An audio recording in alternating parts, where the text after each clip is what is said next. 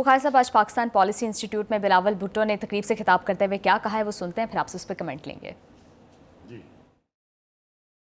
From the Kashmir Valley to the olive orchards in Palestine, the world must deliver a just peace. To India, I say, we have a shared stake in ending this cycle of fire. Terrorism has no nationality, no religion, no caste, no creed. Pakistan is ready to forge a historic, phenomenal partnership with India to jointly combat terror.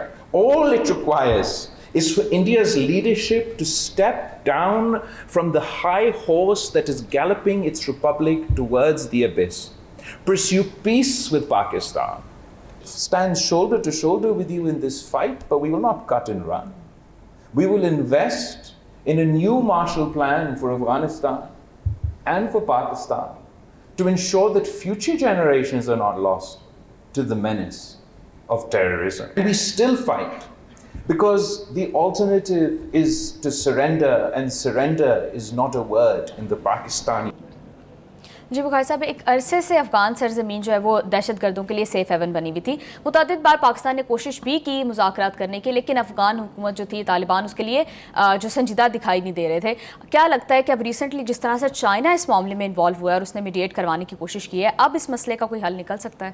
دیکھیے، پہلی بات تو یہ ہے کہ بلاول بھٹو زرداری جو ہے وہ ایکسپیرینسڈ آدمی ہے اس حوالے سے. جی، وہ پی ڈی ایم کی حکومت میں 16 ماہ تک وزیر خارجہ رہے. انہوں نے آلموسٹ دنیا بھر کے امپورٹنٹ کیپٹلز کے دورے کیے، اور پاکستان کی اس کڑے وقت میں جب دہشت گردی کا فتنہ بہت عروج پر تھا، جی، جا کے سفارتکاری کی، اور وہ سب انہوں نے دنیا کو ایکسپلین بھی کیا اور دنیا کے کنسرن جو ہیں ان کو بھی سمجھا.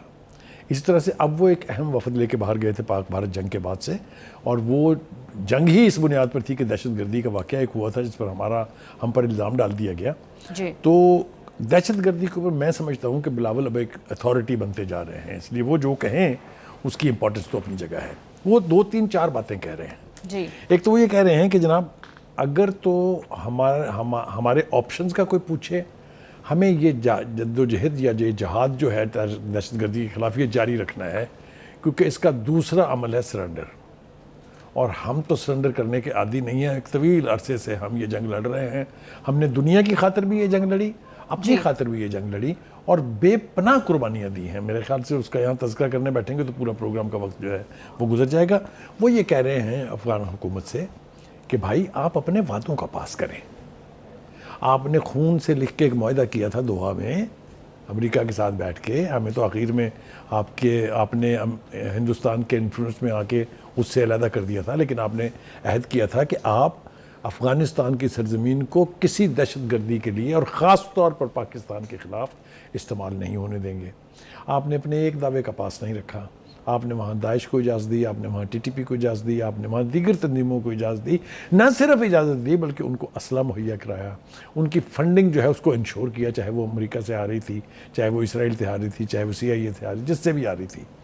آپ نے امریکہ کی نیٹو کا چھوڑا ہوا اسلحہ اس تک انہیں کھلی اجازت دی کہ لوٹ لو جتنا لوٹنا ہے. جی، تو ان کا خیال یہ ہے کہ یہ ساری چیزیں جو ہیں یہ اب خود کابل کے مفاد میں نہیں ہیں. لہٰذا وہ مشورہ یہ دے رہے ہیں کہ آپ، اور انہوں نے بلکہ بڑی تفصیل بتائی ہے کہ 11 سال میں 2024 گزشتہ دہائی کا سب سے مہلک سال رہا. ایک سال میں وہ کہتے ہیں کہ 444 حملوں میں 685 سیکورٹی اہلکار شہید ہوئے. Look at the level of our sacrifices. تو وہ یہ کہہ رہے ہیں کہ یہ ہم جاری رکھیں گے، ہم ہٹنے والے نہیں ہیں، کیونکہ جب تک یہ فتنہ مکمل طور پر ختم نہیں ہوگا ہم سرنڈر کرنے والے نہیں ہیں.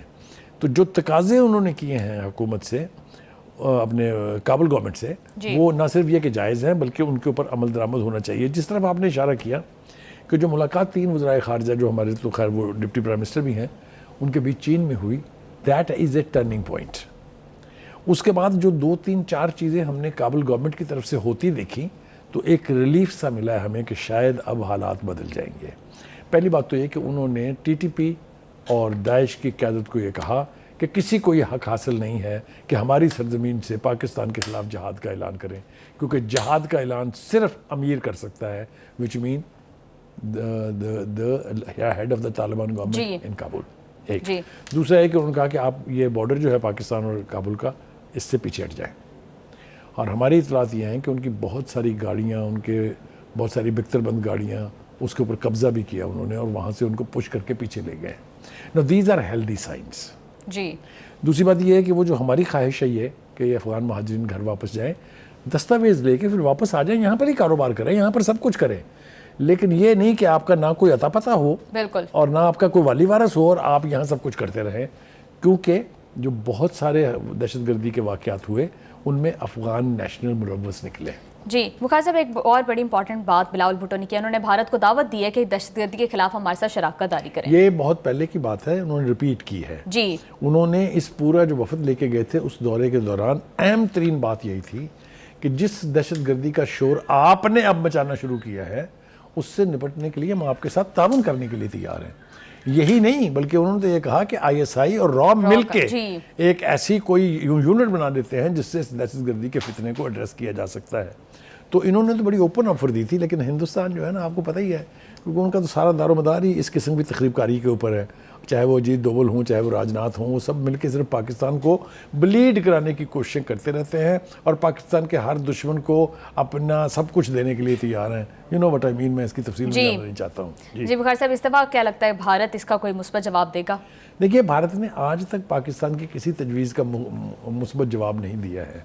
جو کانگریس کی حکومت ہوتی تھی اس کے بیچ پھر کہیں نہ کوئی فورمز کھل جاتے تھے.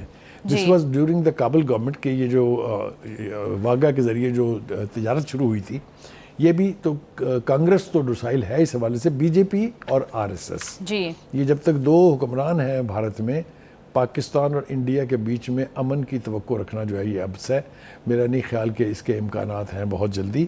لیکن ابھی جو جنگ میں جو سبق سیکھے ہیں بھارت نے اور جو لاس آف فیس ہوا ہے ان کا، آپ نے دیکھا مودی کا کیا حال ہے. نہ وہ پبلک میں جا پا رہے ہیں، نہ وہ پارلیمنٹ میں جا پا رہے ہیں، نہ اپنے منسٹروں کا جواب دے پا رہے ہیں. انٹرنیشنلی تو جو بھارت کے ساتھ ہوئی ہے وہ آپ سوچ نہیں سکتے. ہمارے پاس وقت نہیں ہے ورنہ ہم آپ کو بتاتے ہیں کہ یونائٹڈ نیشن کے جتنے اہم فورمز ہیں ان کے اوپر پاکستان الیکٹ ہوا ہے. سو مچ سو سیکورٹی کونسل کی صدارت اب پاکستان کے پاس ہے. جی بخار صاحب، آپ بالکل ٹھیک کہہ رہے ہیں. بلاول بھٹو نے ایک مثبت تجویز دیا، ہوپ فلی بھارت کی جانب سے بھی کوئی پازیٹیو اس پہ رسپانس آئے.